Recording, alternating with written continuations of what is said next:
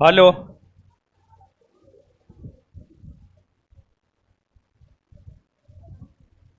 एक घटना हुआ है, आप लोग को मालूम है? बंगाल में। मालूम है? नहीं मालूम है? किसको किसको मालूम है? नहीं मालूम है? देखिए, इस पे बात करेंगे अभी हम थोड़ा देर, लेकिन थोड़ा सा हम आपको बता देते हैं। सुनिए, हल्ला मत कीजिएगा। बंगाल में हुआ ये है कि बिहार का कोई छात्र बंगाल परीक्षा देने के लिए गया और वहां पर बंगाल के लोगों ने उनके साथ मारपीट किया कि तुम बिहारी बंगाल क्यों आ जाता है परीक्षा देने, तुमको नहीं आना चाहिए। ये हुआ है, यानी बंगाल के भीतर बिहारी छात्रों के साथ मारपीट हुआ है। समझे? यही हुआ है। इस पे आप क्या सोचते हैं? नहीं ना होना चाहिए। ये तो गलत हुआ है। नहीं हुआ है गलत? और बताइए, कल के डेट में मान लिया जाए कि आज उसके साथ हुआ है। एक दानापुर का है, हमारे पास भी वीडियो आया, हम देखे। क्या नाम बता रहा था?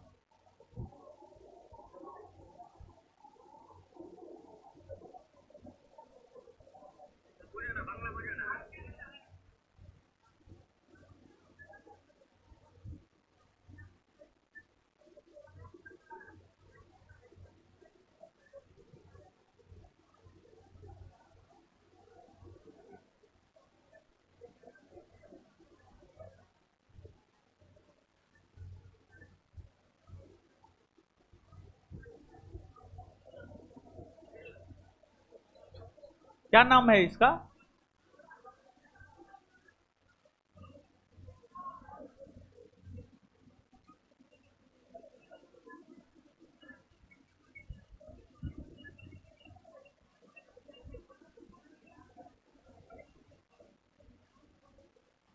अंकित यादव नाम है, अंकित यादव।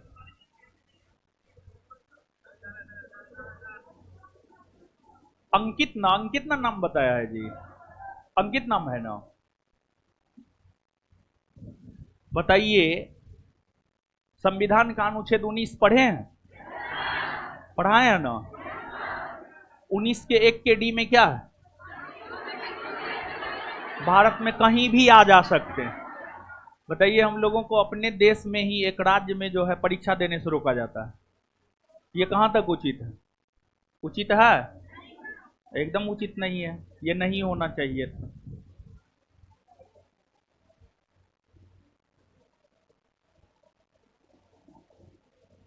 जो आदमी ये इस घटना को अंजाम दिया उसका नाम है रजत भट्टाचार्य। रजत भट्टाचार्य। समझे? तो इस पे क्या होना चाहिए? आपको क्या लगता है क्या होना चाहिए?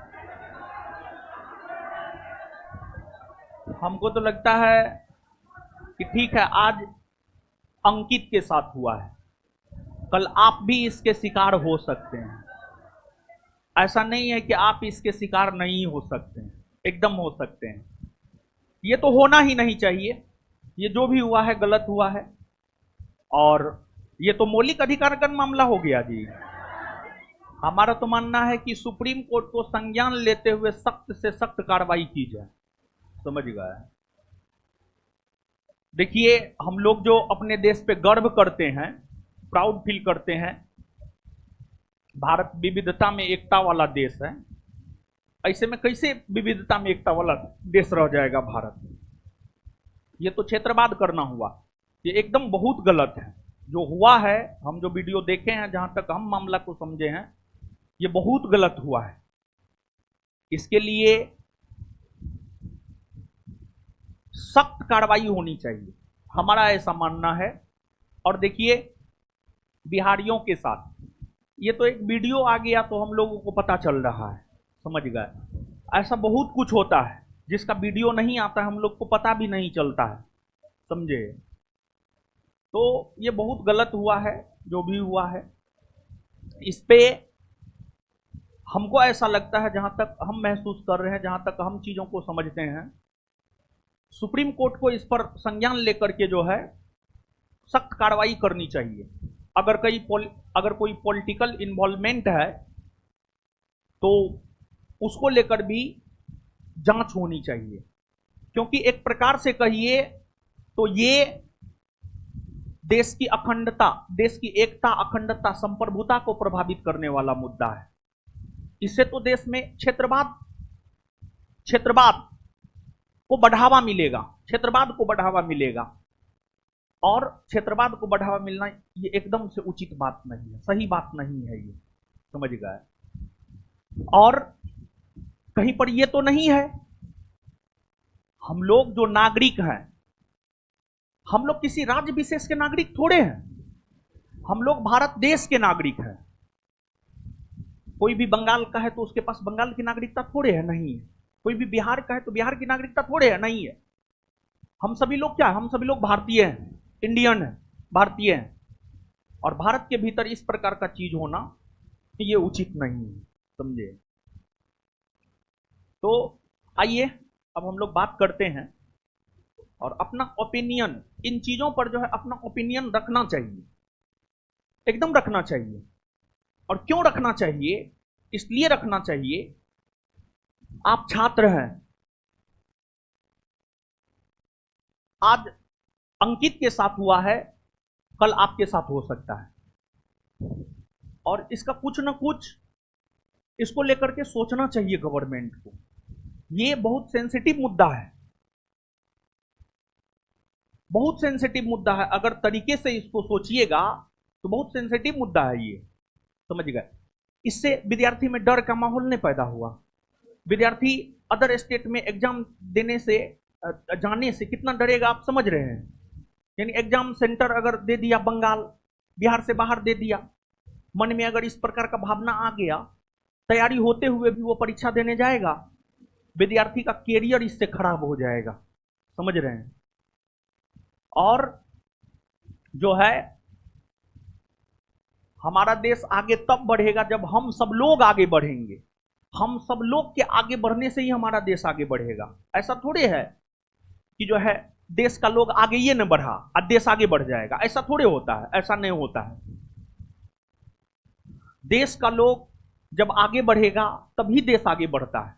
देश का लोग आगे नहीं बढ़ रहा है तो देश कैसे आगे बढ़ेगा, समझ रहे हैं। तो इस पे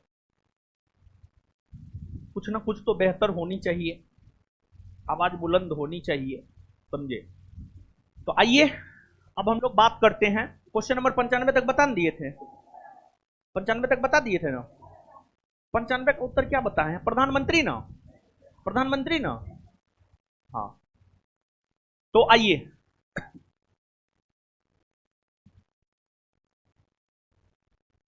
क्वेश्चन नंबर 96, 96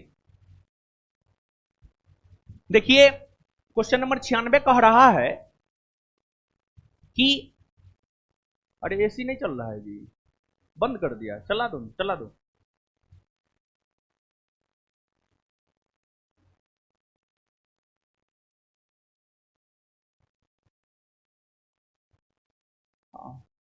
आ जाइए आ जाइए आ जाइए।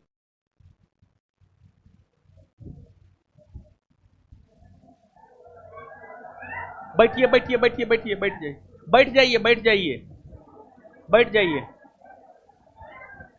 बैठिए। देखिए बंगाल में जो हुआ है, बंगाल में जो हुआ है उसी पे बात करने के लिए जो है निभा जी आई हुई हैं। इस पे आपको अपना ओपिनियन रखना है, समझ गए, 100% रखना है अपना ओपिनियन। हल्ला मत कीजिए, हल्ला मत कीजिए, गलत बात है। तो बात करेंगी, ये हमसे भी बात करेंगी और आपसे भी बात करेंगी। हाँ हाँ पता है पता है पता है, हाँ पता है। हम बता दिए।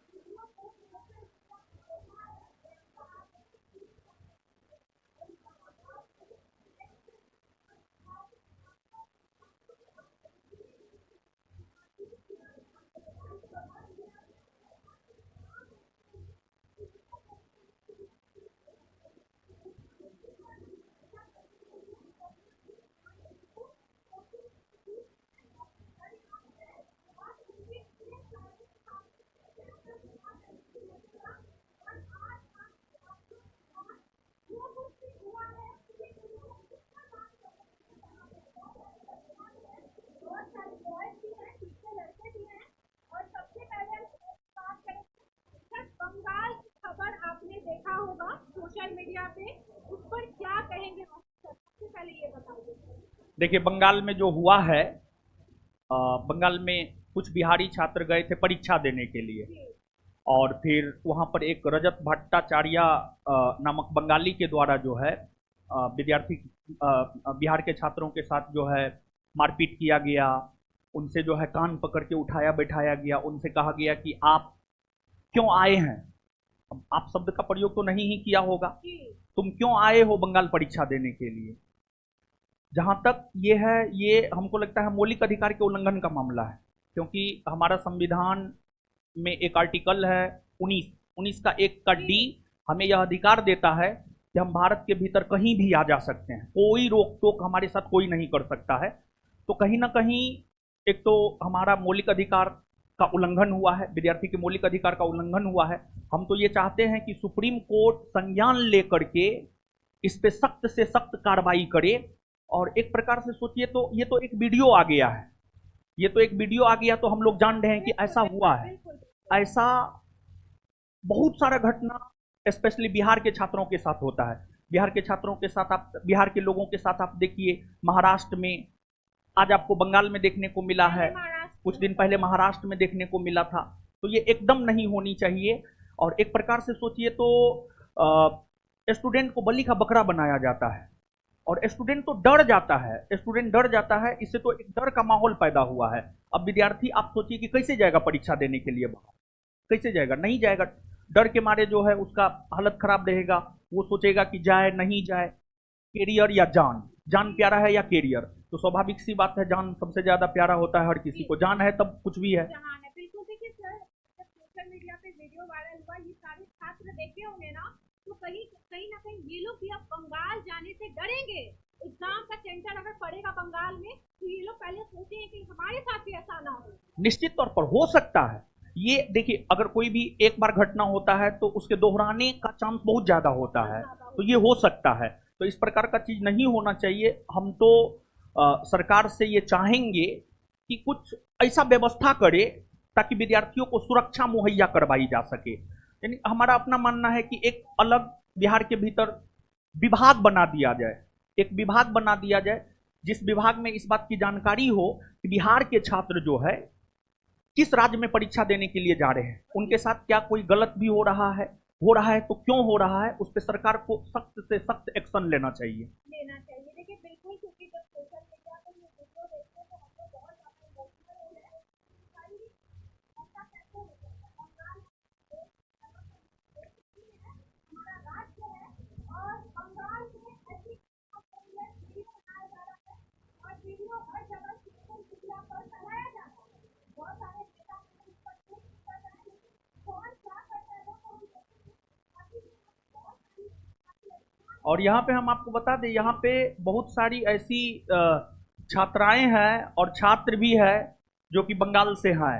कुछ कुछ लोग हैं यहाँ पे बंगाल से, हाँ बंगाल से हैं लोग, यहाँ पे बंगाल के बहुत सारे छात्र हैं जो बंगाल से हैं।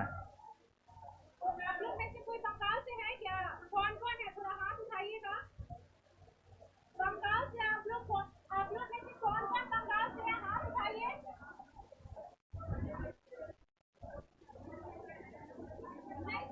बंगाल से हैं? हमारा आवाज सुनाई दे रहा है? बंगाल के लोग हैं? हाँ नहीं आई हम। हाँ नहीं आई हो।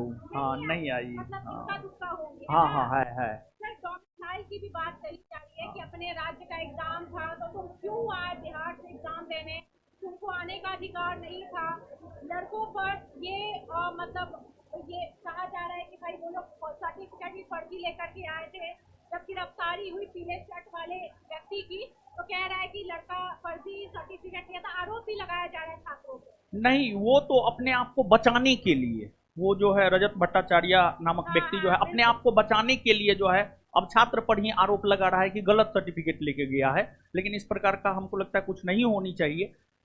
अरे सही से जांच होनी चाहिए, दूध का दूध पानी का पानी होना चाहिए। डोमिसाइल पे क्या कहिएगा? देखिए जिस प्रकार का चीज बिहार के छात्रों के साथ हो रहा है, इस स्थिति में तो हमको लगता है बिहार में भी डोमिसाइल नीति को लागू कर दिया जाना चाहिए, प्रॉपर तरीके एकदम लागू कर देना चाहिए। मतलब अगर बिहार के छात्रों के साथ ऐसा हो रहा है तो बिहार में इसको लागू करना चाहिए, सरकार को इस पर विचार विमर्श करना चाहिए। करना चाहिए। देखिए बहुत बढ़िया बात कहे हैं। अगर डोमिसाइल के नाम पर हमारे बिहारी छात्रों के साथ माफी हो ना, तो सरकार के अधिकार के साथ नहीं निवेदन करूंगी, वो भी डोमिसाइल की सुविधाएं लागू करें।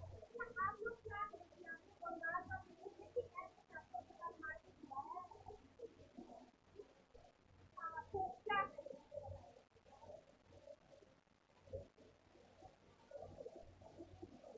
आप पूछ सकते कौन देखा बंगाल का कैसा देखा तो वायरल हुआ न्यूज नहीं है। तो क्या कहेंगे? ऐसे के साथ मारपीट किया गया छात्रों के साथ और गैर करवाया गया है, करवाया गया है, बोला गया है।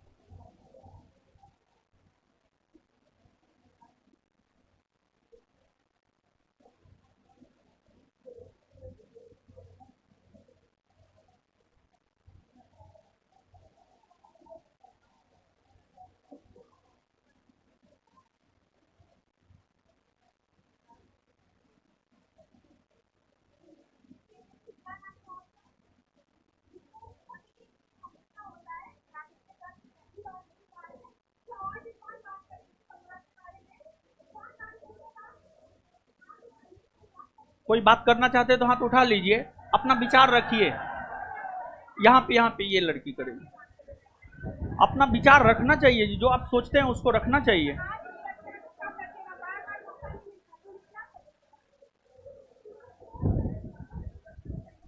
जाएगी जाएगी, उधर भी जाएगी।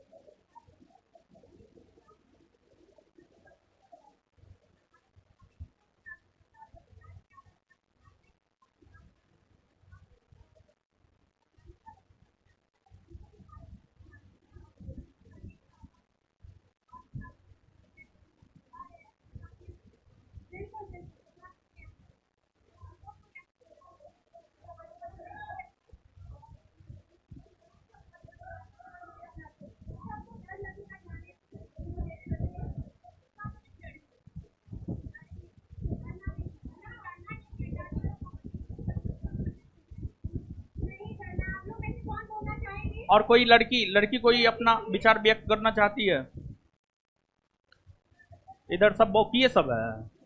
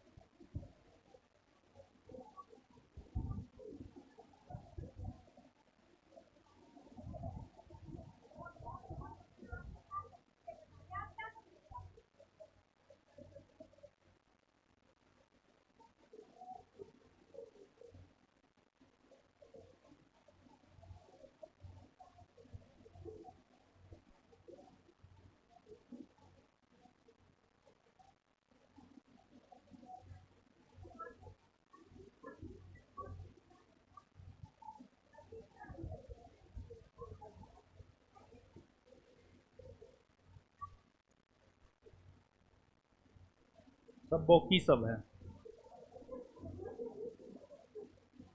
अपना झगड़ा करने में कैसे लड़ती है।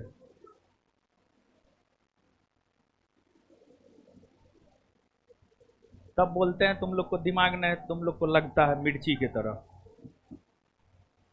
मेकअप के बाद दूसरा कुछ सोचती है तुम लोग? सिर्फ मेकअप के बारे में सोचना है।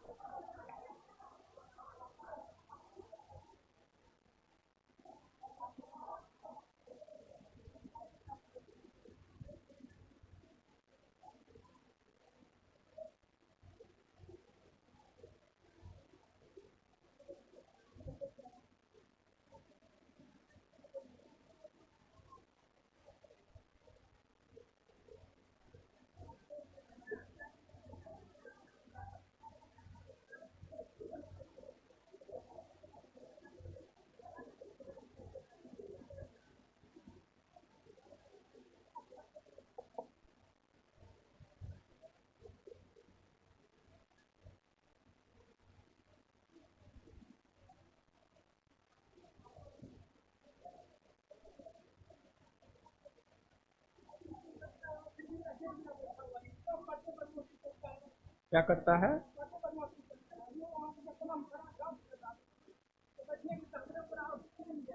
डांस कर रहा था।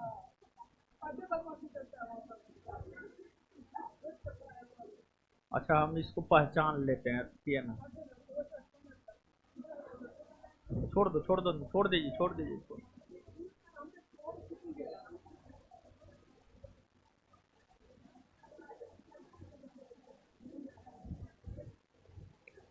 इसका फोटो हम पे भेज दीजिएगा, मेरे व्हाट्सएप पे भेज दीजिएगा।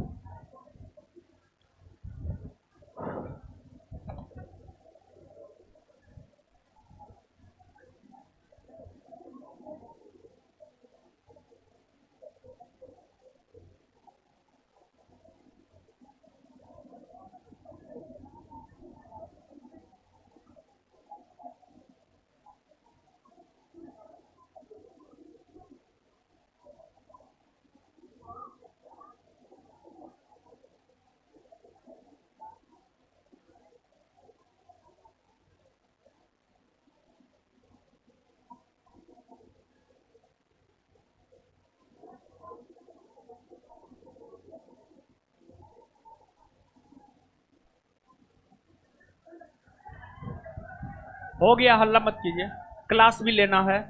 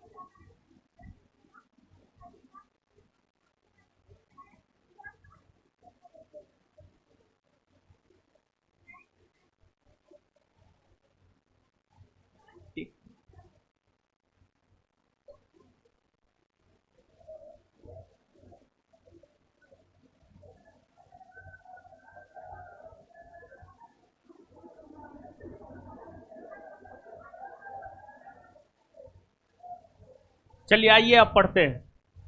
आइए अब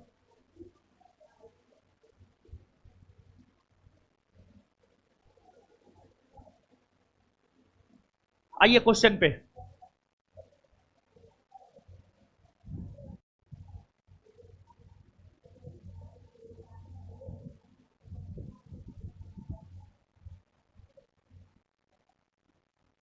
आइए देखिए, एक बात बताते हैं। सिर्फ कानून बना देने से, सिर्फ संविधान में लिख देने मात्र से कुछ नहीं हो जाता है। हमारे देश भारत का जो संविधान है, विश्व का सबसे अनूठा और सबसे बेहतरीन संविधान है, लेकिन इसको क्रियान्वित करने वाले लोग अच्छे नहीं। तो क्रियान्वित करने वाले लोग अच्छे होने चाहिए। बाबा साहब अंबेडकर तो अपने नेतृत्व में देश को एक बेहतरीन संविधान बना करके गए। तो इस पर जो है हमारे देश के राजनेताओं को सोचना चाहिए। आजकल का हमारे देश का जो राजनेता सब जो है ना, सब अपने अपने कुर्सी के बारे में सोचता है, देश के बारे में कोई सोचता ही नहीं है, समझे। तो इसी वजह से ये सब होता है। ये सब तो एकदम से नहीं ही होना चाहिए। बताइए, बिहार में कभी भी किसी को प्रताड़ित किया गया है? आप कभी ऐसा वीडियो नहीं देखेंगे कि कोई बिहार में आके प्रताड़ित हो गया है। लेकिन बिहारियों को हर जगह प्रताड़ित किया जाता है, समझे। तो ये तो सही नहीं ही है। आइए आप पढ़ते हैं।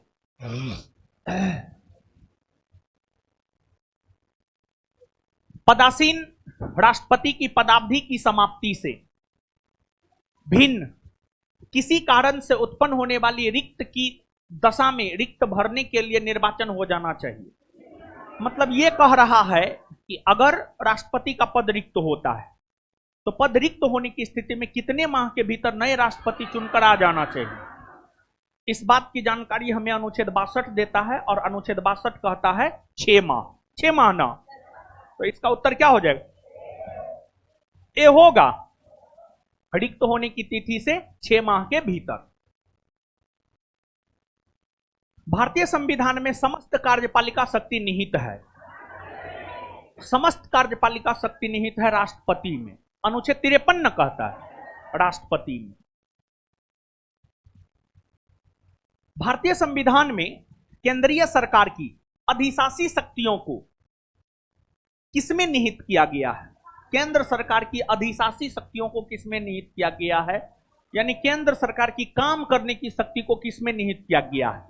तो केंद्र सरकार के जो काम होते हैं वो काम किसके नाम से होते हैं?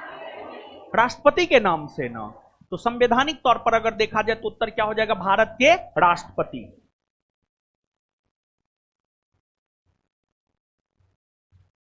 वह राष्ट्र का प्रतिनिधित्व करता है परंतु राष्ट्र का नेतृत्व नहीं करता है। यह उक्ति निम्न में से किस पर लागू होती है? यह लागू होती है आपको राष्ट्रपति के ऊपर। किस पर लागू होती है? राष्ट्रपति के ऊपर।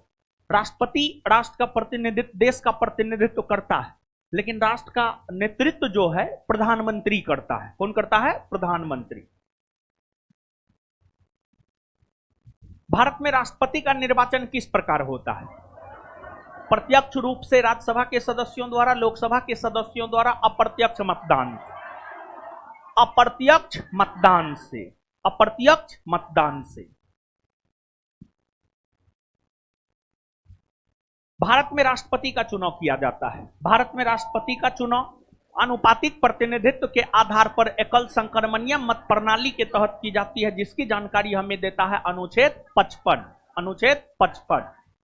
तो प्रत्यक्ष निर्वाचन नहीं, एकल हस्तांतरणीय मत प्रणाली हां, अनुपातिक मत प्रणाली हां।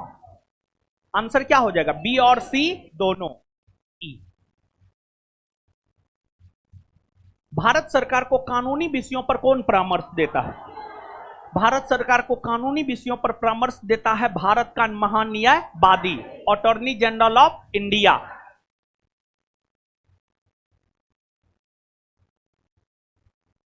भारत के राष्ट्रपति को शपथ कौन दिलाता है? भारत के राष्ट्रपति को शपथ दिलाता है भारत के मुख्य न्यायाधीश। भारत के मुख्य न्यायाधीश।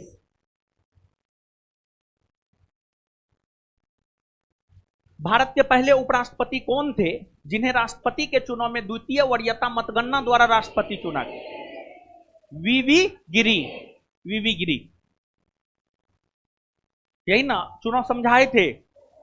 राष्ट्रपति के आज तक जितने भी चुनाव हुए हैं उसमें सबसे इंटरेस्टिंग चुनाव वीवी गिरी का ही चुनाव हुआ था 1979 ईस्वी में 1979, समझ गए। द्वितीय वरीयता के मत से यही जीते।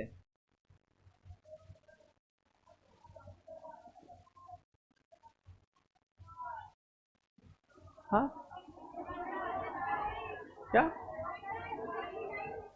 क्या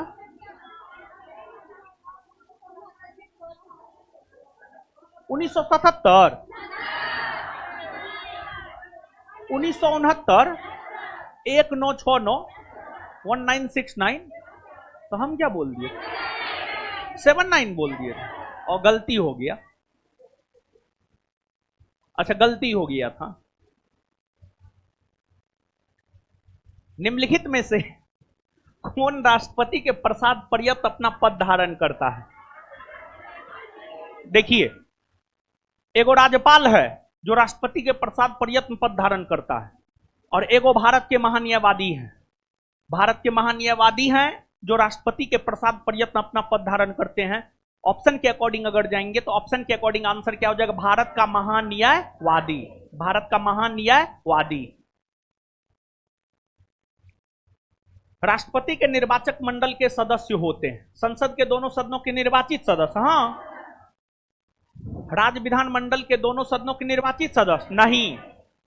विधान परिषद का सदस्य भाग लेता है तो ये गलत हो ना जाएगा। सभी राज्यों के विधानसभा के निर्वाचित सदस्य। हाँ, दिल्ली पुडुचेरी विधानसभा के निर्वाचित सदस्य। हाँ, 1, 3 और 4। आंसर क्या हो जाएगा? डी।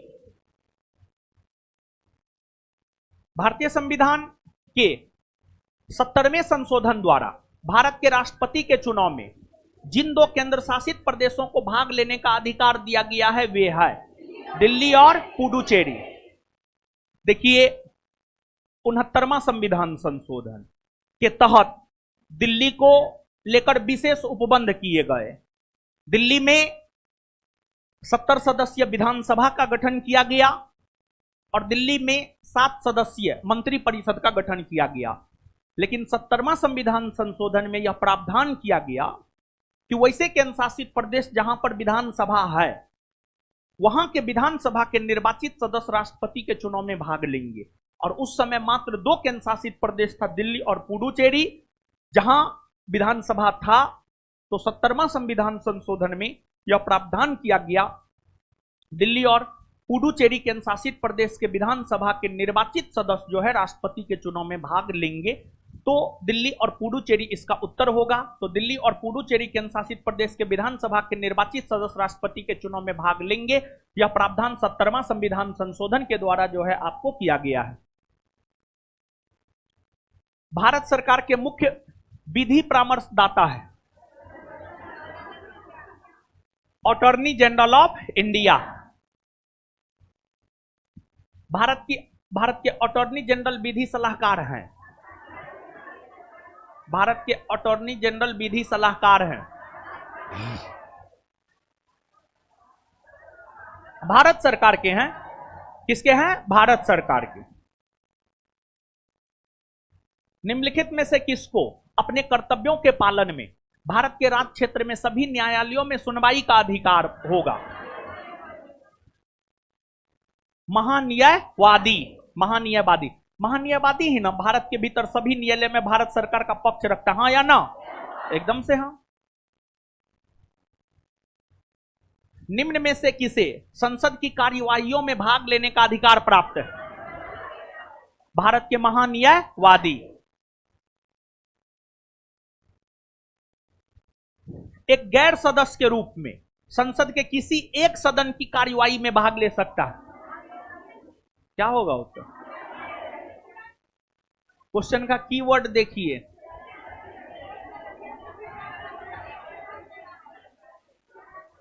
क्वेश्चन का कीवर्ड क्या है? एक सदन। एक सदन। अगर यहां पे ये होता, एक गैर सदस्य के रूप में संसद के किसी भी सदन की कार्यवाही में भाग ले सकता, तब महान्यायवादी होता। लेकिन किसी एक सदन की बात कर रहा है, क्या होगा? उपराष्ट्रपति ना। कोई कंफ्यूजन है? नहीं ना, क्योंकि किसी एक सदन है, तो किसी एक सदन की कार्यवाही में भाग ले सकता है उपराष्ट्रपति, जो कि गैर सदस्य है। जो कि गैर सदस्य है, उपराष्ट्रपति राज्यसभा का सदस्य होता है? नहीं ना होता है। चलिए, उपराष्ट्रपति, इसमें कंफ्यूजन नहीं ना है? इन्हें बाद में कहिएगा गलत है, क्योंकि हम आपको इंडिकेट कर दिए हैं क्वेश्चन के कीवर्ड को समझिए। एक सदन, एक सदन की बात कर रहा है। अगर किसी भी सदन की बात करता तब तो हो जाता महान्यायवादी, लेकिन किसी एक सदन की बात कर रहा है, इसलिए उपराष्ट्रपति होगा। सॉलिसिटर जनरल निम्न में से क्या होता है? सॉलिसिटर जनरल होता है एक प्रकार का कानूनी सलाहकार, कानूनी मसलों पर सलाह देता है। भारत का सॉलिसिटर होता है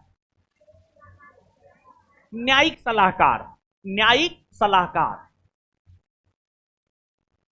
कानूनी विषयों पर राज्य सरकार को कौन परामर्श देता है? कौन देता है? महाधिवक्ता ना। अब महाधिवक्ता को अंग्रेजी में हम लोग कहते हैं एडवोकेट जनरल। और महाधिवक्ता के विषय में जानकारी कौन अनुच्छेद देता है? अनुच्छेद 165 ना, अनुच्छेद 165। और उसकी नियुक्ति कौन करता है? राज्यपाल ना।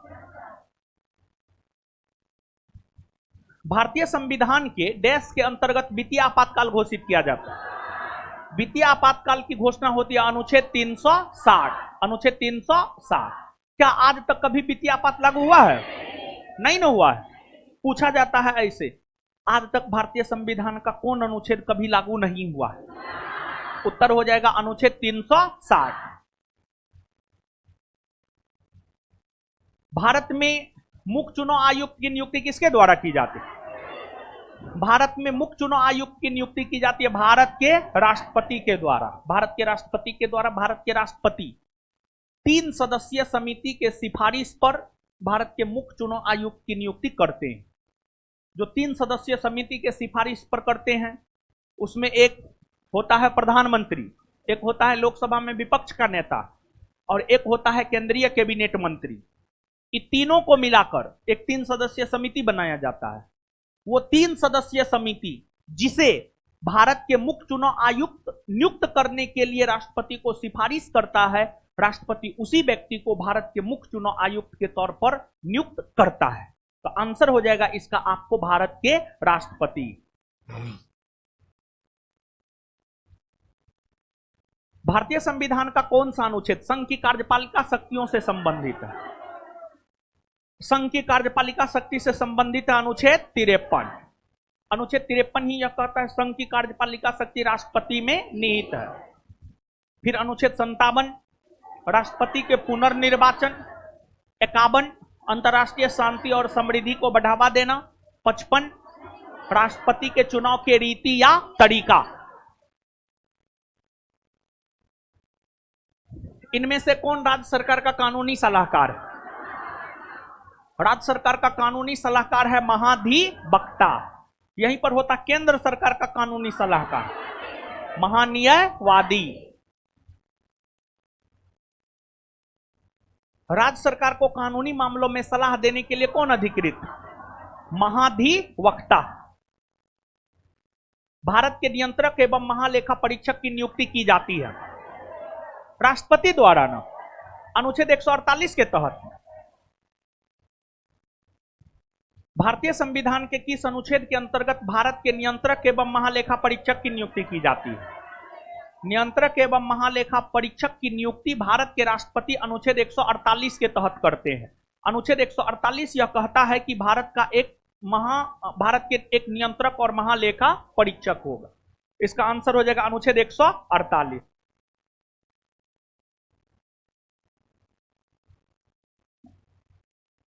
भारत के नियंत्रक एवं महालेखा परीक्षक के संघ के लेखा संबंधी प्रतिवेदनों को सर्वप्रथम निम्न में से किसको प्रस्तुत करता है? क्या कह रहा है जानते हैं? देखिए, कह ये रहा है कि देखिए, भारत की जो सरकारी संपत्ति होती है, भारत के सरकारी संपत्ति के संरक्षक होते हैं भारत के नियंत्रक एवं महालेखा परीक्षक। भारत के नियंत्रक महालेखा परीक्षक की नियुक्ति राष्ट्रपति करते हैं। तो जो भारत के नियंत्रक एवं महालेखा परीक्षक होते हैं वो राष्ट्रपति के प्रति ही जवाबदेह होते हैं। जैसे मान लिया जाए कि आप कोचिंग में हमारे नाम पर हमसे पढ़ने के लिए एडमिशन लिए हैं, तो आपके प्रति जवाबदेह कौन है? हम हैं। और हमारे प्रति जवाबदेह कौन है? आप। हम दोनों एक दूसरे के प्रति जवाबदेह हैं। तो नियंत्रक महालेखा परीक्षक की नियुक्ति राष्ट्रपति करते हैं। तो वो अपना रिपोर्ट पहले किसको देगा? राष्ट्रपति को ही ना देगा। तो संघ का लेखा मतलब केंद्र सरकार का account of central government, central government के अकाउंट की जांच भारत के नियंत्रक एवं महालेखा परीक्षक करते हैं और वह अपना रिपोर्ट भारत के राष्ट्रपति को देते हैं और भारत के राष्ट्रपति उसे संसद के पटल पर रखवाता है और संसद उसकी जांच लोक लेखा समिति से करवाता है और लोक लेखा समिति अपना फाइनल रिपोर्ट लोकसभा के अध्यक्ष को सौंपता है। तो भारत के नियंत्रक महालेखा परीक्षक संघ के लेखाओं यानी केंद्र सरकार के अकाउंट की जांच करके वह अपना रिपोर्ट भारत के राष्ट्रपति को सौंपता है। भारत के राष्ट्रपति को सौंपता है, राष्ट्रपति उसे संसद के पटल पर रखवाता है। तो इसका उत्तर हो जाएगा भारत के राष्ट्रपति।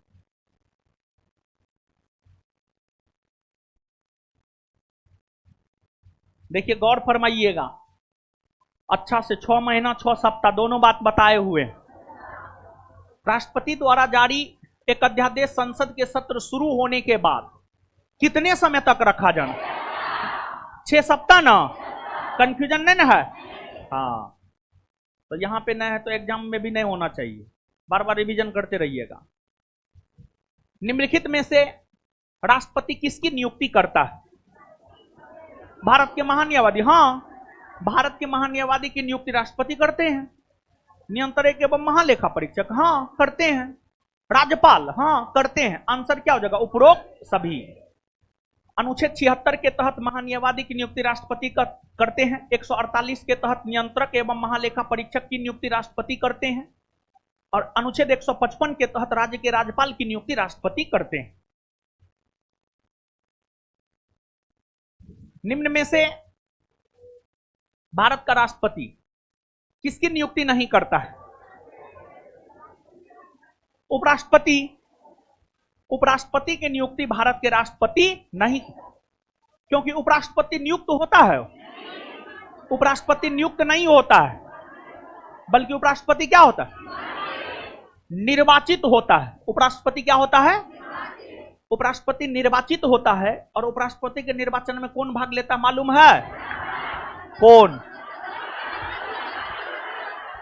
संसद के दोनों सदनों के सभी सदस्य। उसके अलावा कोई भाग लेता है? नहीं ना भाग लेता है। चलिए ठीक। बाद बाकी प्रधानमंत्री नियुक्त होते हैं, इनकी नियुक्ति अनुच्छेद 75 के तहत राष्ट्रपति करते हैं। राज्यपाल बता ही दिए हैं। मुख्य चुनाव आयुक्त की भी नियुक्ति राष्ट्रपति ही करते हैं।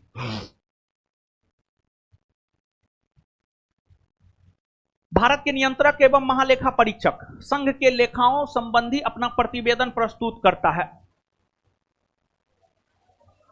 उपर्युक्त में से कोई नहीं। राष्ट्रपति कौन करता है? राष्ट्रपति ऑप्शन में है नहीं है, आंसर हो जाएगा उपर्युक्त में से कोई नहीं। भारत के राष्ट्रपति के संबंध में निम्नलिखित में से कौन सा सत्य नहीं है? कौन सा सत्य नहीं है मतलब कौन सा असत्य है? कौन सा असत्य है मतलब कौन सा गलत है? कौन सा गलत है? कौन सा गलत है? 4 स्टेटमेंट है, इसमें से एक गलत है। जो गलत है वही उत्तर होगा। वह प्रधानमंत्री और मंत्रालय की परिषद की नियुक्ति करता है। यानी प्रधानमंत्री और मंत्री परिषद में जो लोग होते हैं उसकी नियुक्ति राष्ट्रपति करते हैं, एकदम करते हैं। सही है ये। राष्ट्रपति देश का प्रथम नागरिक होता है। हाँ, राष्ट्रपति देश का प्रथम नागरिक होता है, ये भी सही है। वह रक्षा बलों के सर्वोच्च कमांडर होते हैं। हाँ, तीनों सेनाओं का सर्वोच्च सेनापति तो राष्ट्रपति ही होते हैं। वह राष्ट्रीय आपातकाल की घोषणा नहीं कर सकते, गलत है ये। राष्ट्रीय आपात हो, राष्ट्रपति शासन हो या वित्तीय आपात हो, तीनों प्रकार के आपात की घोषणा करते हैं भारत के राष्ट्रपति करते हैं। तो यही गलत है, यही उत्तर हो जाएगा, गलत को ही चुनना था। राष्ट्रपति, बोर्ड काम नहीं कर रहा है जी, बोर्ड चेंज करना पड़ेगा। 1 साल लगता है, हो गया है। 1 साल हो गया है। हाँ, 1 साल हो गया है। राष्ट्रपति किस समुदाय के 2 सदस्यों को लोकसभा में नामांकित कर सकते हैं? एंग्लो इंडियन ना हो, और एंग्लो इंडियन की नियुक्ति राष्ट्रपति अनुच्छेद 331 के तहत न करते। 300, लेकिन अब समाप्त ना हो गया, समाप्त के संविधान संशोधन के तहत 104 संविधान संशोधन में यह प्राप्त 104 ना 104 संविधान संशोधन में यह प्रावधान किया गया है कि अब राष्ट्रपति आंग्ल भारतीय समुदाय के सदस्यों को मनोनीत नहीं करेंगे। समझ गए? और जैसे राष्ट्रपति लोकसभा में 2 आंग्ल भारतीय समुदाय के सदस्यों को मनोनीत अनुच्छेद 331 के तहत करते थे, वैसे ही राज्यपाल इस अनुच्छेद के तहत विधानसभा में 1 आंग्ल भारतीय समुदाय के सदस्य को मनोनीत करते थे। 333 वो व्यवस्था भी अब समाप्त हो गया है। 333 और 331 दोनों अब समाप्त हो गया है। बात समझ रहे हैं ना जी? हाँ। एंग्लो इंडियन समझते हैं ना किसको कहा जाए? पिता यूरोपीय और माता भारतीय। मतलब भारत में वैसे कोई भी नागरिक जिसके पिता यूरोपीय हो और माता भारतीय हो, वह एंग्लो इंडियन कहलाता है। जैसे लारा दत्ता का नाम सुने? एंग्लो इंडियन है वो।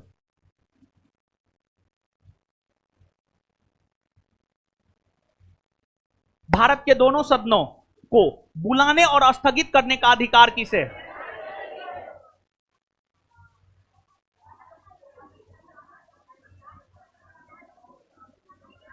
देखिए, स्थगित को हटा दीजिए, यहां पर स्थगित को हटाइए। स्थगित है तो क्वेश्चन गलत हो जा रहा है, ठीक है? क्योंकि स्थगित राष्ट्रपति थोड़े करता है। तो स्थगन को हटाइए, बुलाने और सत्रावसान करने। स्थगन को हटाइए, सत्रावसान जोड़िए यहां।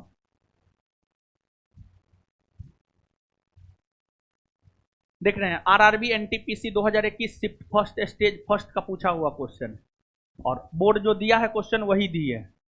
देख रहे हैं, यहां पर स्थगित नहीं होना चाहिए। अगर स्थगित है तो ये क्वेश्चन ही गलत है, समझिएगा। सत्रावसान होना चाहिए। तो बताइए, बोर्ड से गलती हो जाता है, हमसे थोड़ा मोड़ा गलती होता है, आप लोग तुरंत हल्ला करना शुरू कर देते हैं। भारत के दोनों सदनों को बुलाने और सत्रावसान करने का अधिकार किसे है? राष्ट्रपति को। राष्ट्रपति को। और संसद के दोनों सदनों को आहूत यानी बुलाने और सत्रावसान का अधिकार राष्ट्रपति को है। राष्ट्रपति को यह अधिकार देता है भारतीय संविधान का अनुच्छेद 85। भारतीय संविधान के किस अनुच्छेद में राष्ट्रपति पर महाभियोग लाने की प्रक्रिया शामिल है? राष्ट्रपति पर महाभियोग लाने की प्रक्रिया शामिल है अनुच्छेद 61 में। निम्नलिखित में से किसके द्वारा भारत के नियंत्रक एवं महालेखा परीक्षक के पद का सृजन किया गया है?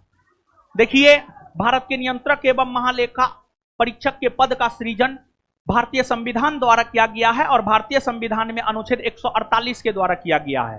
क्योंकि भारतीय संविधान का अनुच्छेद 148 यह कहता है कि भारत का एक नियंत्रक एवं महालेखा परीक्षक होगा। नियंत्रक एवं महालेखा परीक्षक होगा। समझ गए? तो आंसर हो जाएगा संविधान द्वारा, या अगर ऑप्शन में अनुच्छेद 148 है तो सबसे परफेक्ट आंसर हो जाएगा अनुच्छेद 148 द्वारा। क्या होगा उत्तर? संविधान।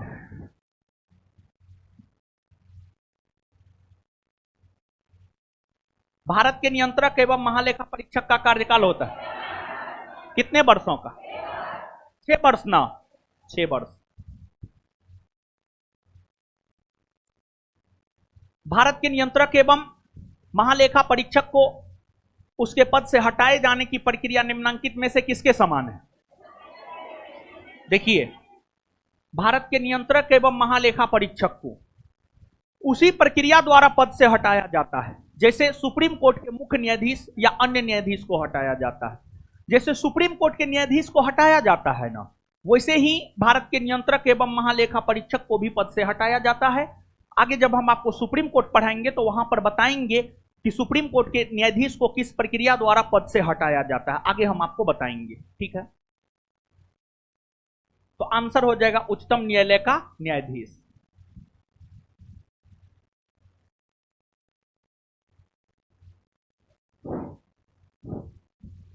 निम्नलिखित कर्तव्यों में से कौन सा एक भारत के नियंत्रक एवं महालेखा परीक्षक द्वारा पालन नहीं किया जाता है?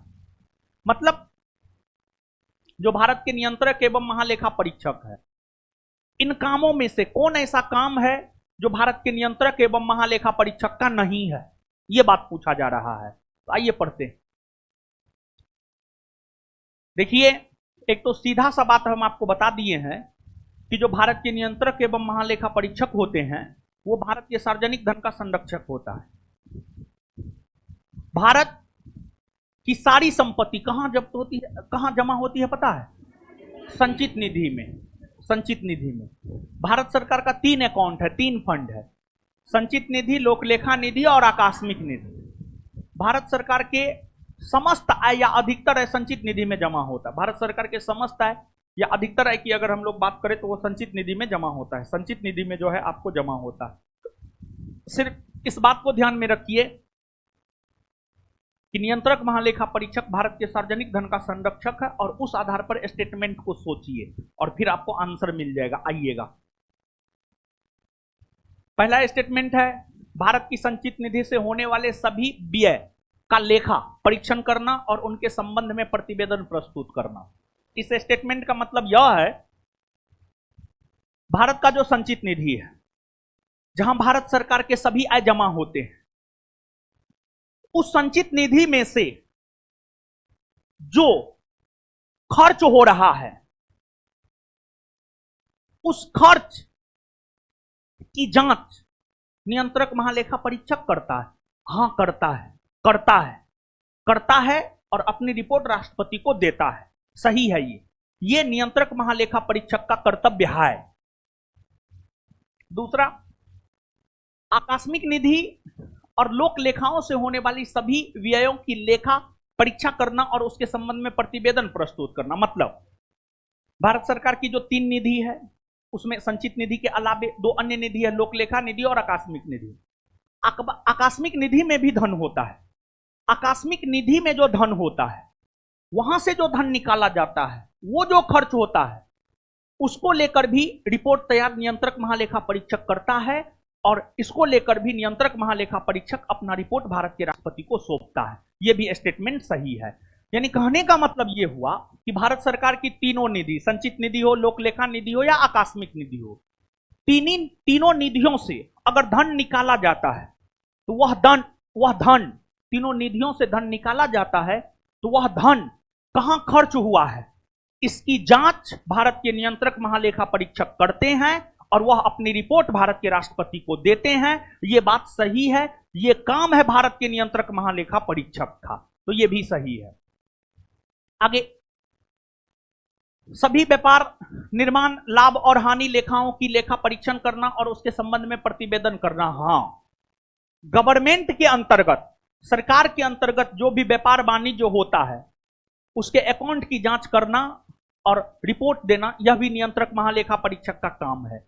जब एबीसी नियंत्रक महालेखा परीक्षक का काम है तो डी नंबर नियंत्रक महालेखा परीक्षक का काम नहीं है। और डी में है सार्वजनिक धन की प्राप्ति और निर्गम का नियंत्रण और यह सुनिश्चित करना कि सार्वजनिक राजस्व राजकोष में जमा हो। मतलब यह स्टेटमेंट यह कह रहा है कि सार्वजनिक धन की प्राप्ति और निर्गम का नियंत्रण, मतलब जो है सरकारी धन की प्राप्ति को लेकर नियंत्रक महालेखा परीक्षक जवाबदेह है? नहीं। मतलब संचित निधि में धन जमा करने को लेकर नियंत्रक महालेखा परीक्षक जवाबदेह है? नहीं। संचित निधि में धन जमा करने को लेकर नियंत्रक महालेखा परीक्षक जवाबदेह नहीं है, बल्कि नियंत्रक महालेखा परीक्षक इस बात को लेकर जवाबदेह है कि उन निधियों में जो धन है वो अगर बाहर निकला है तो वो सही वे में खर्च हुआ है या नहीं हुआ है, इसकी जांच करने को लेकर नियंत्रक महालेखा परीक्षक जवाबदेह है। यानी कहने का मतलब क्या हुआ समझिए। कहने का मतलब ये है, कहने का मतलब ये है, नियंत्रक महालेखा परीक्षक संचित निधि में धन एकत्रित करने के लिए जवाबदेह न है, यानी भारत सरकार के आय को कलेक्ट करने के लिए जवाबदेह न है। भारत सरकार के आय को कलेक्ट करने के लिए जवाबदेह न है, मतलब वो जो है आय नहीं कलेक्ट करेगा, बल्कि जो आय कलेक्ट हुआ है वो खर्च गलत तो नहीं हो रहा है, इसको लेकर के वो जवाबदेह है। समझे? तो आंसर डी होगा।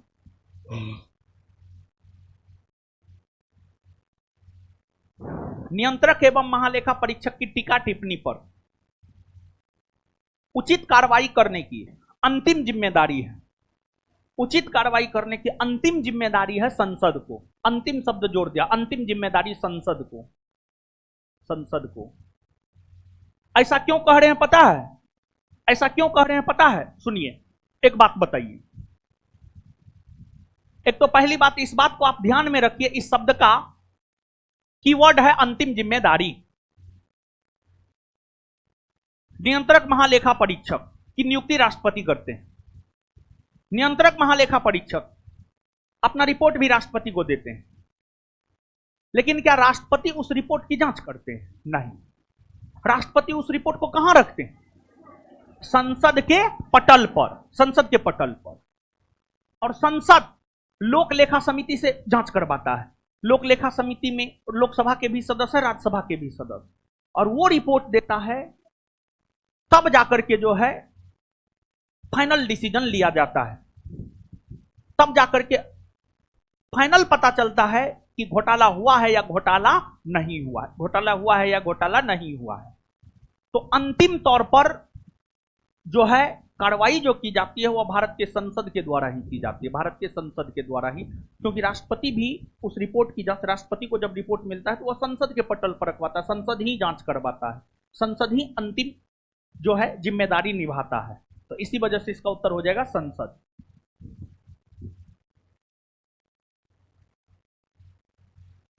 निम्नलिखित में से कौन संसद की लोक लेखा समिति की बैठकों में उपस्थित रहता है? संसद की जो लोक लेखा समिति होती है उसकी बैठक में उपस्थित रहता है भारत के नियंत्रक एवं महालेखा परीक्षक। भारत के नियंत्रक एवं महालेखा परीक्षक। भारत के नियंत्रक महालेखा परीक्षक। समझ गए? क्योंकि देखिए, लोक लेखा समिति किसके रिपोर्ट की जांच करता है? लोक लेखा समिति नियंत्रक महालेखा परीक्षक ने जो रिपोर्ट दिया है उसी की रिपोर्ट की समीक्षा करता है, जांच करता है लोक लेखा समिति। तो इसी वजह से इसकी बैठक में नियंत्रक महालेखा परीक्षक का उपस्थित होना जरूरी होता है, ताकि लोक लेखा समिति को गाइड कर सके कि हमने यहां पर यह गड़बड़ी पाया है। समझ गए? तो भारत के नियंत्रक एवं महालेखा परीक्षक, बड़ी शानदार क्वेश्चन है ये, समझे? बहुत अच्छा क्वेश्चन है, क्योंकि सामान्य तौर पर देखिए हम लोगों के दिमाग में क्या रहता है? हम लोगों के दिमाग में सिर्फ इतना रहता है, भारत के महान्यायवादी संसद के दोनों सदनों की बैठक में भाग ले सकते हैं, भारत के महान्यायवादी संसद के समितियों की बैठक में भाग ले सकते हैं, और हम लोगों के दिमाग में यह भी रहता है कि लोक लेखा समिति भी तो एक प्रकार का संसदीय समिति है, तो इसकी बैठक में भारत के महान्यायवादी भाग ले ही सकते हैं। लेकिन यहां पर सोचना है और ऑप्शन भी देखना है, और देख लीजिए ऑप्शन ए में ही दे दिया है भारत के महान्यायवादी, और अधिकतर स्टूडेंट मार के आएगा भारत के महान्यायवादी।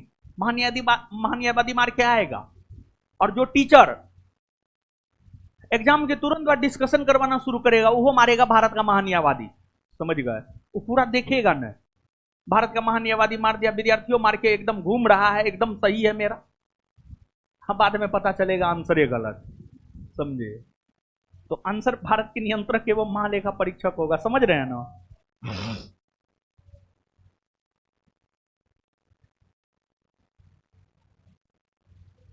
भारत के उस राष्ट्रपति का नाम बताएं जिन्होंने 1986 में भारतीय डाकघर संशोधन विधेयक के संबंध में पॉकेट वीटो का प्रयोग किया।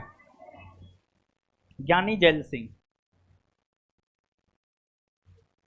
भारतीय गणराज्य में वित्तीय आपात स्थिति देश द्वारा घोषित की जाती है। कोई भी आपात हो, किसी भी आपात की घोषणा कौन करता है? भारत के राष्ट्रपति।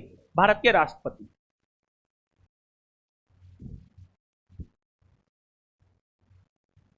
राष्ट्रपति के 5 वर्ष के कार्यकाल की गणना कब से की जाती है? जब वो शपथ ग्रहण करता है। शपथ ग्रहण करने की तिथि से 5 वर्ष। सी।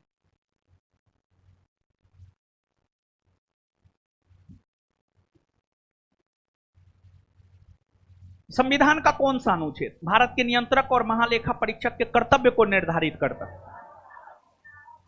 149। 149। 149।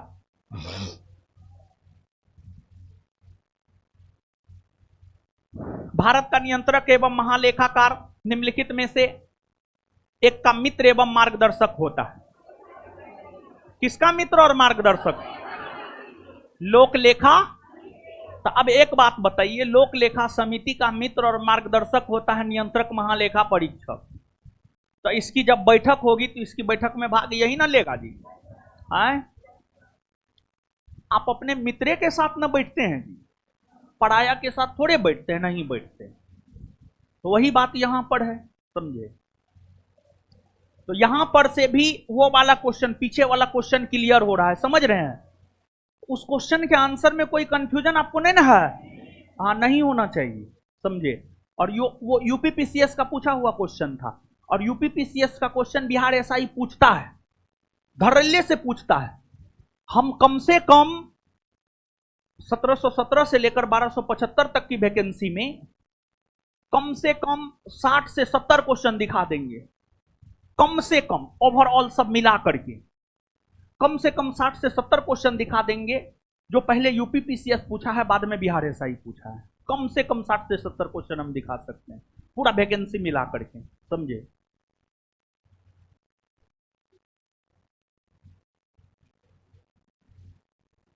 नियंत्रक एवं महालेखा परीक्षक की छुट्टी मंजूर करने या नामंजूर करने की शक्ति निहित होती है, राष्ट्रपति में होती है। राष्ट्रपति में। भारत के सीएजी कार्य करते हैं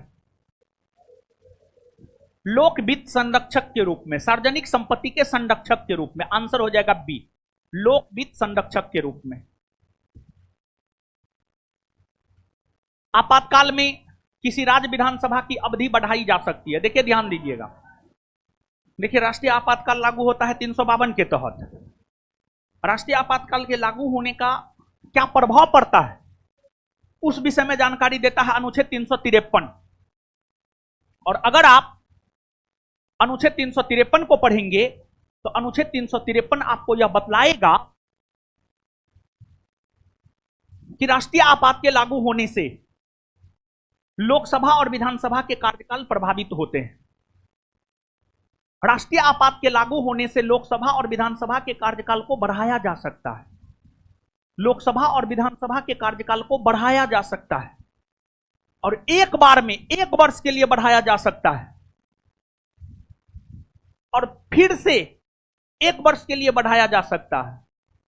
अगर संसद चाहे तो इसे अनिश्चित काल तक के लिए बढ़ा सकता है। तो राष्ट्रीय आपात के दौरान लोकसभा के कार्यकाल को संसद बढ़ा सकता है, और राज्यों के विधानसभा के कार्यकाल को भी भारत की संसद ही बढ़ा सकता है। भारत की संसद ही बढ़ा सकता है। भारत की संसद ही बढ़ा सकता है। और 5वीं लोकसभा के कार्यकाल को संभवतः राष्ट्रीय आपात के कारण बढ़ाया गया है। 5वीं लोकसभा के कार्यकाल को आपात के कारण जो है आपको बढ़ाया गया है।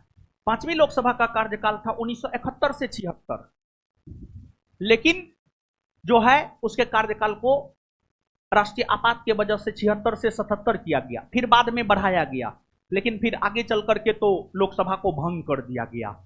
तो आपात के दौरान लोकसभा का कार्यकाल हो या विधानसभा का कार्यकाल हो, दोनों कार्यकाल को बढ़ाने का अधिकार भारत की संसद को ही होता है। किसे होता है? भारत की संसद।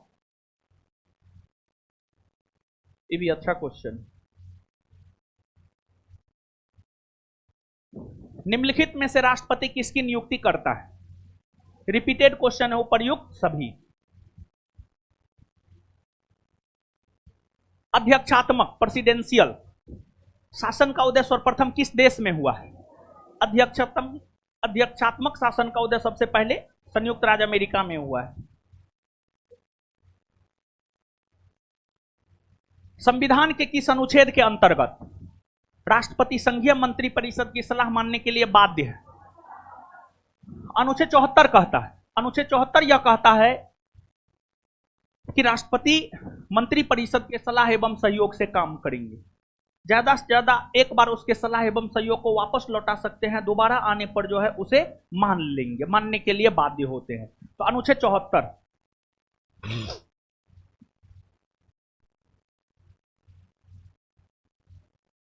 किस संविधान संशोधन द्वारा लोकसभा एवं राज्य की विधानसभा में आंग्ल भारतीय के मनोनयन को समाप्त कर दिया गया? 104 ना?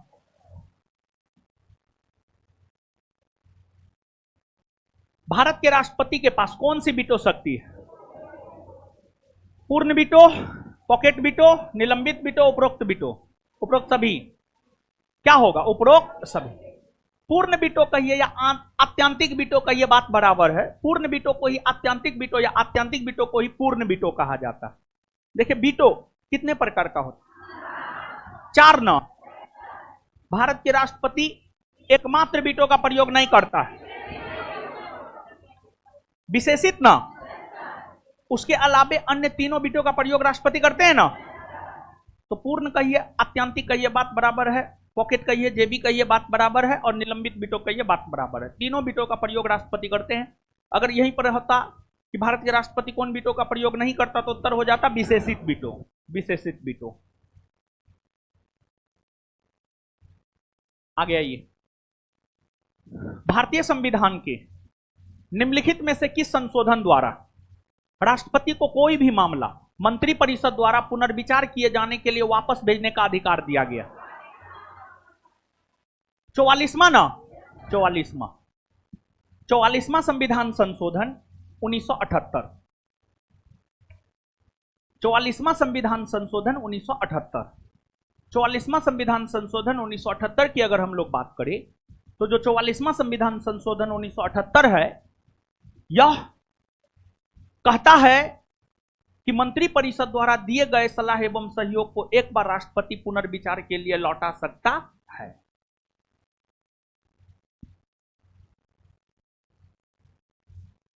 भारत का कार्यपालिका अध्यक्ष होता है राष्ट्रपति ना? राष्ट्रपति होता है।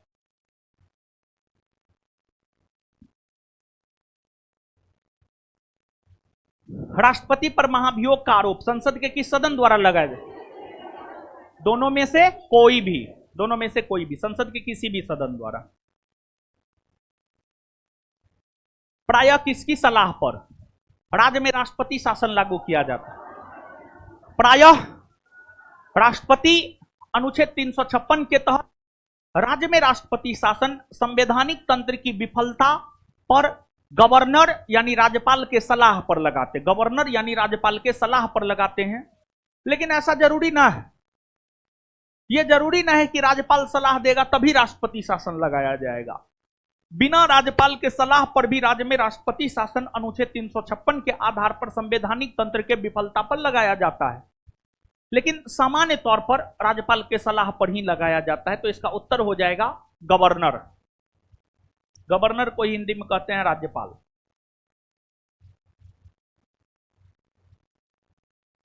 निम्न में से किस अनुच्छेद के अंतर्गत भारत के राष्ट्रपति मूल अधिकारों के कार्यान्वयन को स्थगित कर सकते हैं? बताइए। देखिए बताए थे हम आपको 352, अगर लागू होता है तो 358 स्वतः लागू हो जाता है और फिर अनुच्छेद 19 निलंबित हो जाता है। अनुच्छेद 19 में जो मौलिक अधिकार है वो क्या हो जाता है? निलंबित। लेकिन अनुच्छेद 19 के अलावे अन्य मौलिक अधिकार को निलंबित करना है तो इसकी घोषणा करते हैं भारत के राष्ट्रपति, और भारत के राष्ट्रपति इसकी घोषणा जो है अनुच्छेद 359 के तहत करते हैं। लेकिन ध्यान रहे कि आपातकाल के दौरान भी दो मौलिक अधिकार निलंबित नहीं हो सकते हैं, अनुच्छेद 20 और अनुच्छेद 21। तो इसका उत्तर क्या हो जाएगा? 359।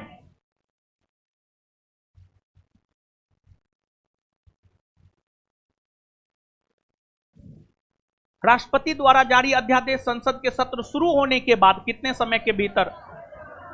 6 सप्ताह न।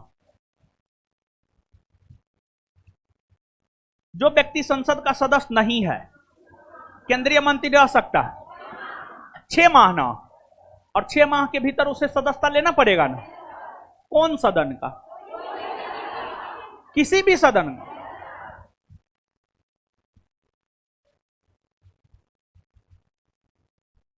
निम्नलिखित में से किसे संसद के दोनों सदनों में बोलने, अन्य कार्यवाहियों में सम्मिलित होने एवं किसी भी संसदीय कमेटी का सदस्य होने का अधिकार तो है, परंतु उसे वोट देने का अधिकार नहीं है? भारत के अटॉर्नी जनरल। भारत का नियंत्रक एवं महालेखाकार निम्नलिखित में से एक का मित्र एवं मार्गदर्शक होता है? लोक लेखा समिति। कौन संसद के दोनों सदनों की संयुक्त बैठक की अध्यक्षता करेगा? लोकसभा का अध्यक्ष। लोकसभा का अध्यक्ष। अगर वो नहीं होगा तो लोकसभा का उपाध्यक्ष। अगर वो भी नहीं होगा तो राज्यसभा का उपसभापति। राज्यसभा का उपसभापति। अगर वो भी ना होगा तो सुनिए क्या होता है। देखिए, लोकसभा में एगो अध्यक्ष होता है, एगो उपाध्यक्ष होता है। अध्यक्ष और उपाध्यक्ष के अलावे लोकसभा की अध्यक्षता करने के लिए एक पैनल होता है। उस पैनल में कुछ सदस्यों को रखा जाता है। वो सदस्य लोकसभा की अध्यक्षता करते हैं। वो सदस्य तब अध्यक्षता करते हैं लोकसभा का जब लोकसभा के अध्यक्ष और उपाध्यक्ष नहीं हो। तो एक बार फिर से सुनिए, लोकसभा में लोकसभा की अध्यक्षता करने के लिए एक अध्यक्ष और एक उपाध्यक्ष होता है। अध्यक्ष और उपाध्यक्ष के अलावे लोकसभा की अध्यक्षता करने के लिए एक संभवतः 6 सदस्यों का एक पैनल होता है। 6 सदस्यों का एक पैनल होता है। अगर लोकसभा के अध्यक्ष उपाध्यक्ष ना हो तो वो जो पैनल के सदस्य होते हैं, लोकसभा के अध्यक्षता करने के लिए बने पैनल के जो सदस्य होते हैं वही लोकसभा की अध्यक्षता करते हैं। तो अब सुनिए, अगर संयुक्त अधिवेशन की बात की जाए तो संयुक्त अधिवेशन की अध्यक्षता करता है लोकसभा का अध्यक्ष। अगर वो ना हो तो लोकसभा का उपाध्यक्ष। अगर वो भी ना हो तो राज्यसभा के उपसभापति। अगर वो भी ना हो तो लोकसभा की अध्यक्षता करने वाला जो पैनल था वो एक से अधिक सदस्यों का पैनल होता है। उस पैनल का ही कोई एक सदस्य संयुक्त अधिवेशन की अध्यक्षता करता है। अब एक सदस्यीय पैनल तो है नहीं कि एक ही सदस्य होगा, बहु सदस्यीय पैनल है, उसमें से कोई ना कोई एक तो होगा ही होगा। समझे?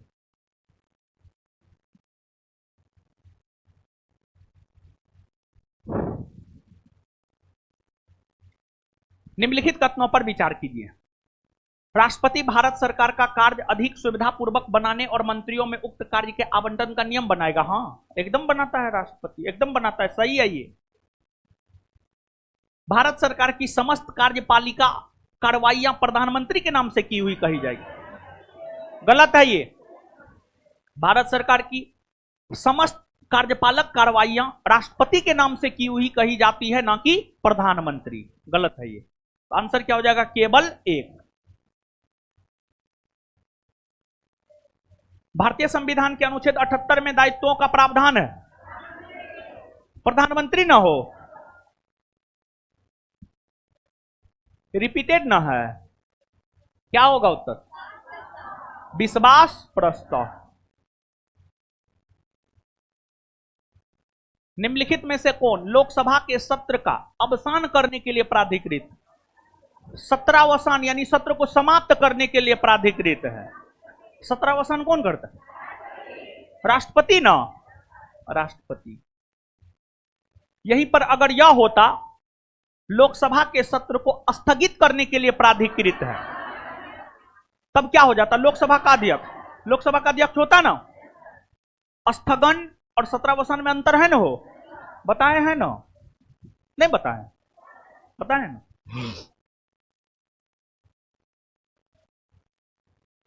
संविधान का कौन सा अनुच्छेद भारत के नियंत्रक और महालेखा परीक्षक के कर्तव्य को निर्धारित करता है?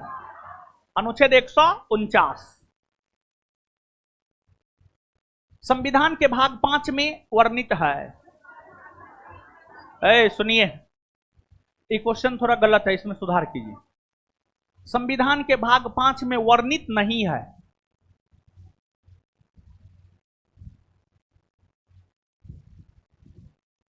अब क्वेश्चन सही हुआ। संविधान के भाग 5 में वर्णित नहीं है, अब यह क्वेश्चन सही हुआ। संघीय कार्यपालिका, संसद, उच्चतम न्यायालय एवं उच्च न्यायालय, कैग, क्या होगा? सी होगा ना? हो सी होगा, सी होगा। सी इसलिए होगा क्योंकि उच्चतम न्यायालय की चर्चा तो भाग 5 में है, लेकिन उच्च न्यायालय की चर्चा भाग 6 में है। किसमें है? भाग 6 में।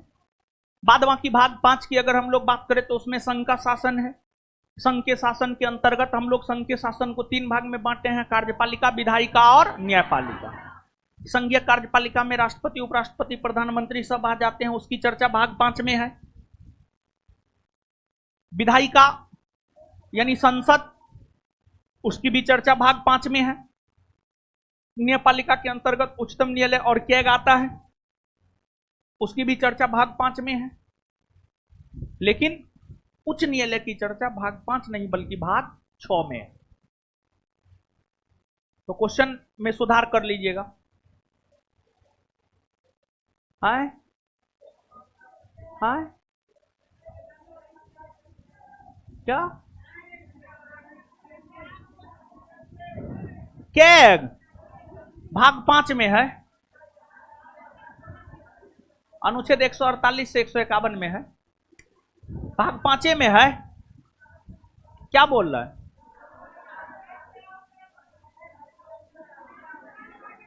क्या क्या होता है? आपका मौसा जी होता है?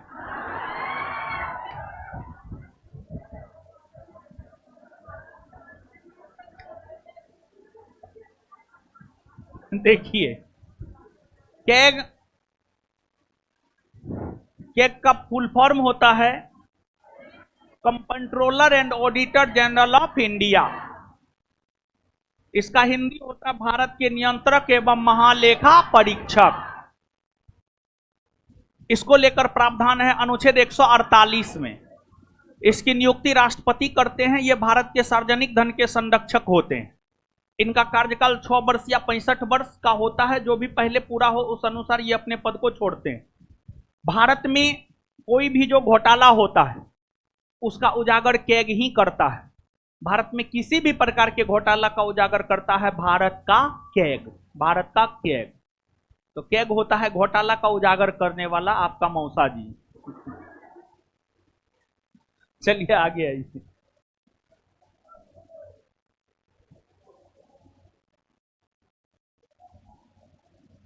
भारत में संघ राज्यों का प्रशासन होता है, यानी संघ राज्य मतलब केंद्र शासित प्रदेश तो राष्ट्रपति के अधीन होता है। राष्ट्रपति द्वारा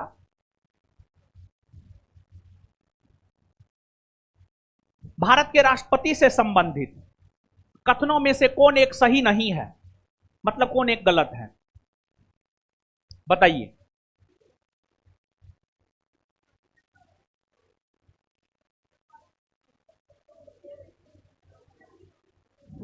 वह संसद का एक संगठक है, हाँ या ना? एकदम है, ये तो सही ना है। हो वह दोनों सदनों की चर्चा में भाग लेता नहीं ना? सिर्फ वर्ष का प्रथम सत्र और नई लोकसभा चुनाव के बाद का जो पहला सत्र होता है उसको संयुक्त तौर पर संबोधित न करते हैं। अब राष्ट्रपति थोड़े जाते हैं कि जो है 3 तलाक विधेयक पर जो है लोकसभा में चर्चा हो रहा है तो राष्ट्रपति सुनने जाते हैं, नहीं जाते हैं। समझ गए? तो गलत है। वह प्रत्येक वर्ष दोनों सदनों की संयुक्त बैठक को संबोधित करता है, साल के पहले सत्र को। हाँ, वह किन्हीं परिस्थितियों में अध्यादेश लागू कर सकता है। हाँ, आंसर हो जाएगा बी। बी होगा ना? वो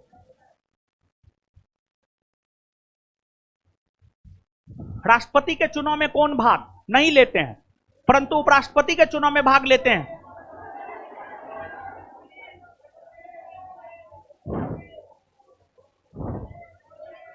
लोकसभा राज्यसभा के मनोनीत सदस्य ना, लोकसभा राज्यसभा के मनोनीत सदस्य राष्ट्रपति के चुनाव में भाग, लेकिन उपराष्ट्रपति के चुनाव में भाग लेते हैं ना, तो आंसर मनोनीत सदस्य होगा। होगा।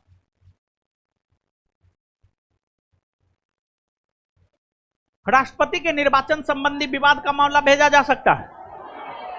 कहां भेजा जाता है? सर्वोच्च न्यायालय ना।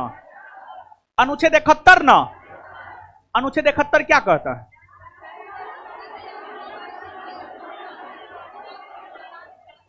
अच्छा, एक बात बताइए, सिर्फ राष्ट्रपति के चुनाव विवाद को सर्वोच्च न्यायालय निपटाता है या और भी कोई? उपराष्ट्रपति भी ना? राष्ट्रपति उपराष्ट्रपति दोनों ना?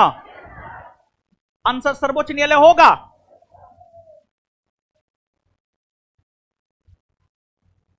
भारत का राष्ट्रपति अपना त्यागपत्र किसको सौंपता है?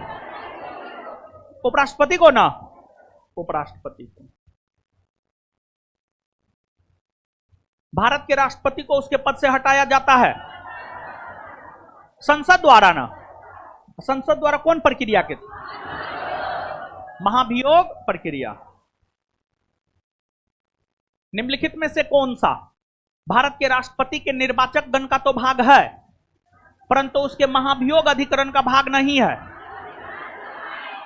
राज्यों की विधानसभा ना हो।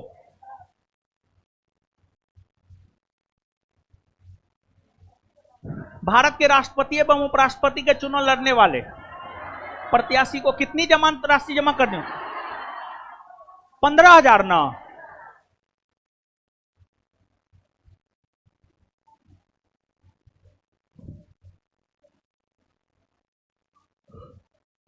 जम्मू कश्मीर के राज्यपाल की नियुक्ति कौन करता है? राष्ट्रपति न हो?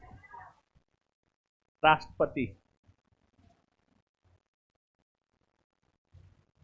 निम्नलिखित में से कौन लोकसभा के सत्रावसान के लिए प्राधिकृत है? राष्ट्रपति ना? लोकसभा में आंग्ल भारतीय समुदाय को मनोनीत करने की शक्ति किसके पास है? भारत के राष्ट्रपति ना?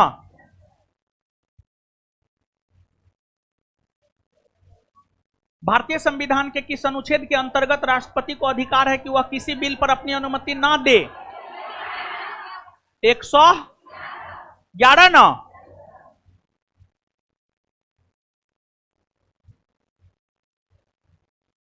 जिस एकमात्र मामले में पॉकेट वीटो का प्रयोग किया था वह था भारतीय डाकघर संशोधन विधेयक।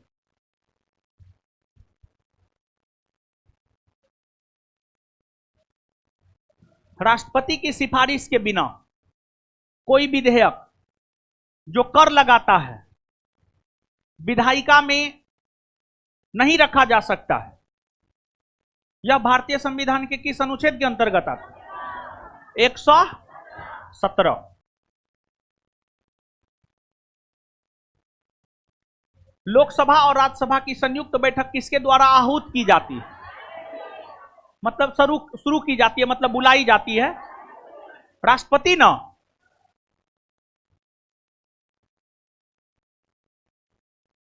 निम्न में से कौन सी अभिव्यक्ति भारत के संविधान के अनुच्छेद 108 के अंतर्गत दोनों सदनों की संयुक्त बैठक आहूत करने की सूचना के संबंध में उचित है? राष्ट्रपति का आशय, राष्ट्रपति का निर्देश, राष्ट्रपति का विवेक, राष्ट्रपति की सहमति।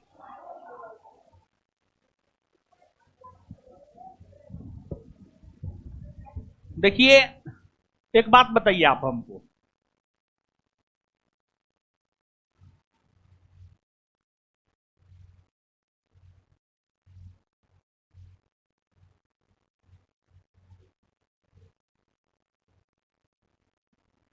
अनुच्छेद 108 के तहत राष्ट्रपति जो अध्यादेश जारी करता है वह उसका विधायी शक्ति है। सॉरी अनुच्छेद 108 के तहत राष्ट्रपति संयुक्त अधिवेशन बुलाता है, संयुक्त अधिवेशन बुलाता है, बुलाने की घोषणा करता है। यह राष्ट्रपति की विधायी शक्ति न है, विधायी शक्ति है। राष्ट्रपति का आशय, राष्ट्रपति का निर्देश, राष्ट्रपति का विवेक, राष्ट्रपति की सहमति। शांत रहिए ना। यहां पर राष्ट्रपति अपने विवेक का प्रयोग थोड़े करता है, नहीं तो विधायी शक्ति है ये, विवेक नहीं होगा। राष्ट्रपति का आशय होना चाहिए, राष्ट्रपति का आशय।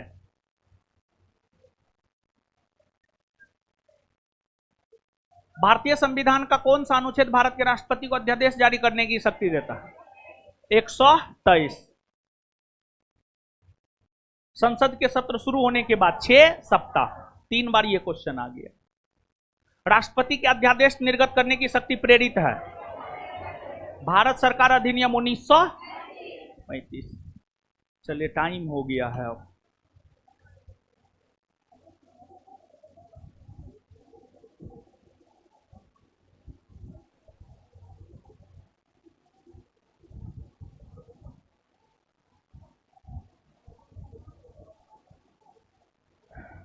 है, हल्ला मत कीजिए। चलिए, है लड़का, जाने दीजिए, जाने दीजिए, 2 मिनट लगा उसको। चलिए, तो क्या सब होमवर्क था?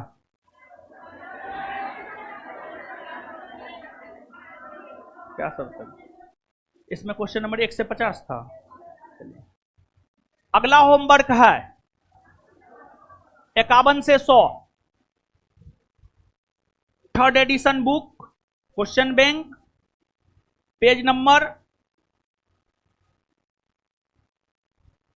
162, पेज नंबर 162, क्वेश्चन नंबर 51।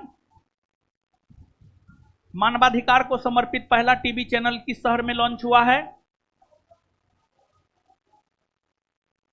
और इसका 100वां क्वेश्चन है, लोकतांत्रिक संविधान में कौन सा प्रावधान नहीं रहता है? पेज नंबर 162 से पेज नंबर 170, पेज नंबर 162 से पेज नंबर 170, क्वेश्चन नंबर 51 से 100, ये आप कर लीजिएगा, ठीक है।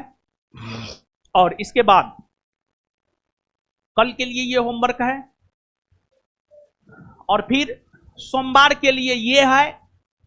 टोटल 6 सेट मेरे ख्याल से हो गया होगा, 6 सेट ना, 6 सेट का रिवीजन करना है, देखना है। 5 हुआ है, ठीक है, 5 सेट हुआ है, 5 सेट का रिवीजन करना है। 5 सेट हुआ है, ये लगा के 6 ना है, 6 हुआ है। 6 सेट का रिवीजन करना है, चाहे जैसे भी हो, समझे, रिवीजन करना है। आइए बताइए अब, देश के मौजूदा कानून में बदलाव कौन कर सकता है? संसद ना। लॉन्ग वॉक टू फ्रीडम किसकी आत्मकथा है? नेल्सन। स्वर्ण देशा किसे कहा जाता? सर्वप्रथम भारत की यात्रा पर कौन आया था? मेगास्थनीज ना। विनिर्माण अर्थव्यवस्था किस क्षेत्र में आता है? द्वितीयक में ना। खेतरी किस खनिज के लिए प्रसिद्ध है? तांबा ना। यूनान को किस संधि द्वारा एक राष्ट्र के रूप में मान्यता दी गई? कुस्तुनतुनिया की संधि 1800। वाइमर संविधान में जर्मनी के संसद को क्या कहते हैं? राइक स्टाक। कृषि अर्थव्यवस्था किस क्षेत्र में आती है? कालेश्वरम सिंचाई परियोजना कौन नदी पर? गोदावरी ना। राष्ट्रीय प्रदूषण नियंत्रण दिवस कब मनाया जाता है? 2 दिसंबर। लेमरू हाथी रिजर्व किस राज्य में? छत्तीसगढ़ में। उगादी उत्सव किस राज्य में मनाया जाता है? कर्नाटक ना।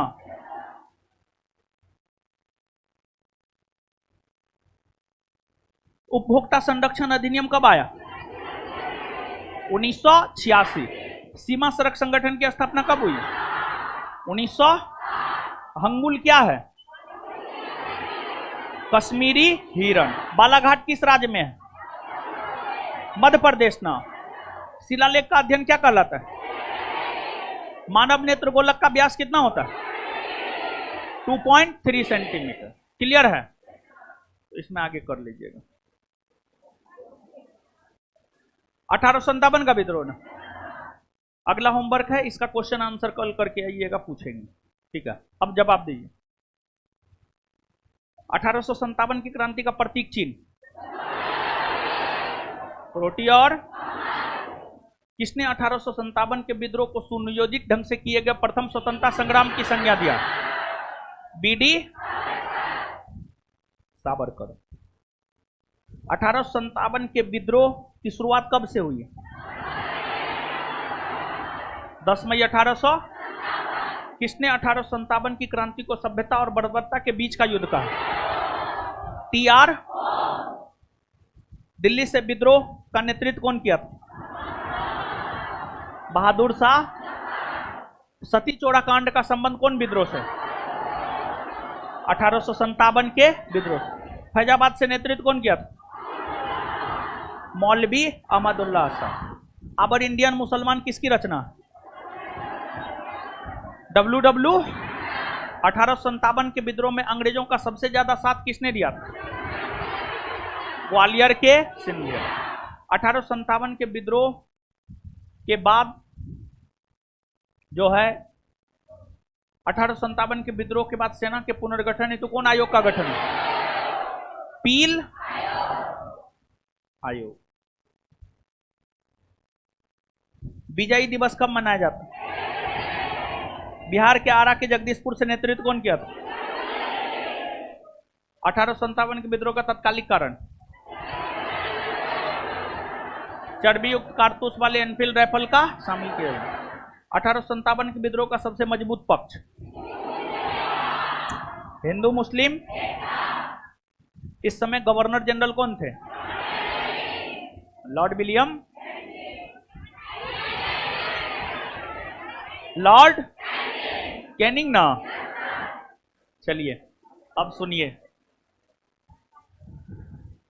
होमवर्क दिए थे बायोलॉजी में भी, खत्म हो गया। बायोलॉजी खत्म हो गया, 12 नंबर चैप्टर खत्म हो गया। हम तो खुशे हो गए थे कि बायोलॉजी आप लोग का खत्म हो गया।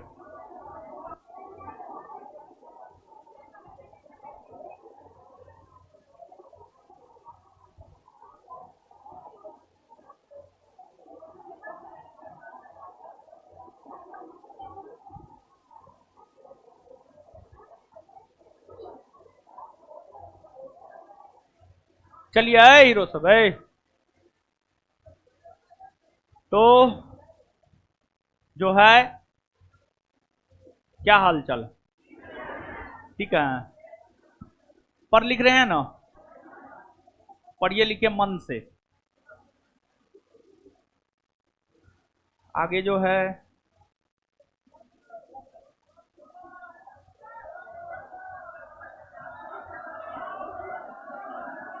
कल बात करेंगे। कल, आज कौन दिन है? वो शुक्रवार है।